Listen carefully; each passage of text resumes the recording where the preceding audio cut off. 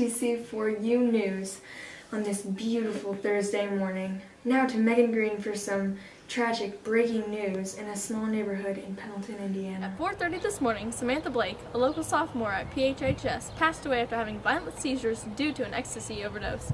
We'll be back with more information from an interview with Sam's doctor and family later.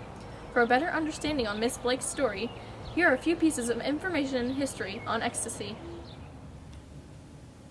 Ecstasy is the most common name for a substance known as methylenedioxymethamphetamine, often abbreviated as MDMA.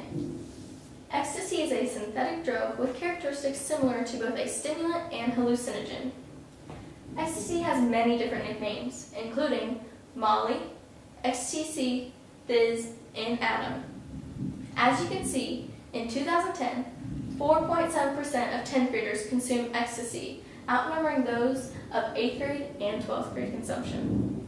As for the history of ecstasy, its popularity grew in the 90s at raves and dance parties, but early forms of MDMA were used by companies as diet pills.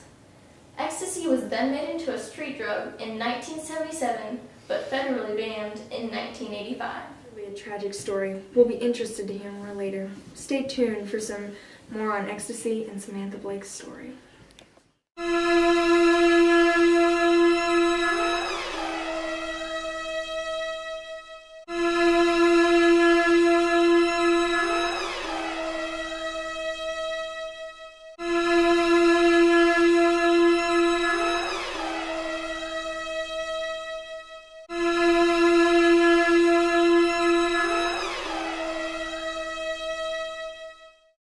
Don't do drugs, or you may end up like this, too.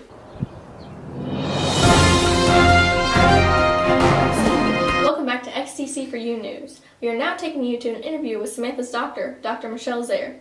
Today we are here at Dr. Zaire's office to get her take on what she thinks of ecstasy, and more specifically, Samantha's case. It's never good to hear that someone's passed away, whether it's due to drugs or not. Though it wasn't the biggest shock to the world to hear that Samantha had been using the drug. She showed a few signs of depression, which is closely linked to ecstasy, but also was very nervous around everyone.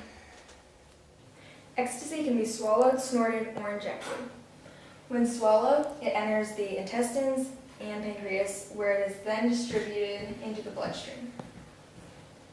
In the case of snorting, the powder is soaked into the nasal membranes. Injection is a more direct way of getting the drug into the bloodstream.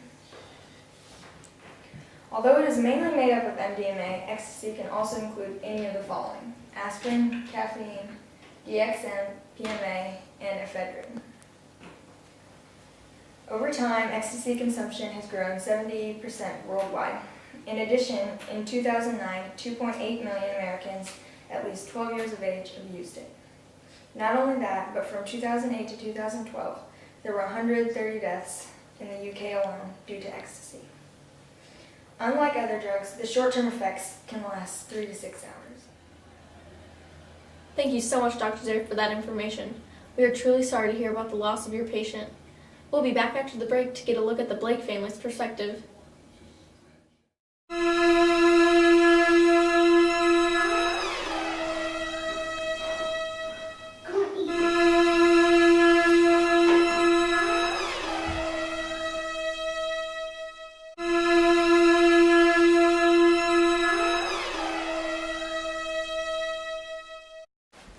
Don't do drugs, or you may end up like this, too.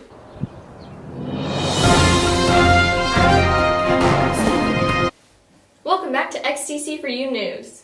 Up next, we have a special clip from Megan's interview with the Blake family. Now that you've talked with doctors about the side effects of ecstasy, can you connect them with any of Samantha's behaviors? Oh, absolutely. Now knowing what the doctors have told me, I see that she had memory loss and she had a lot of times she was sweating profusely, and I didn't realize that was a side effect. Do you ever have those moments when you think to yourself, how did I let this happen? Absolutely. Samantha's death was probably the hardest thing our family had to go through. If I could go back, knowing the side effects I know, I think I could help her. What is one thing that all mothers should learn from watching this?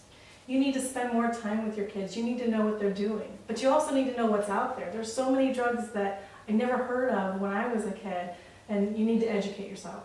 So true. If you could say one thing to teen drug users out there, what would it be? I would say please don't do it. You don't know that you're affecting your body, but you're affecting your family too. And when there's a loss and you're not there, your family can't feel it. Thank you so much for your time. We now take you to a few questions from an interview with Samantha's friend Abigail, who is also a former drug addict. Is it good? Did you know about Yeah. Samantha's addiction?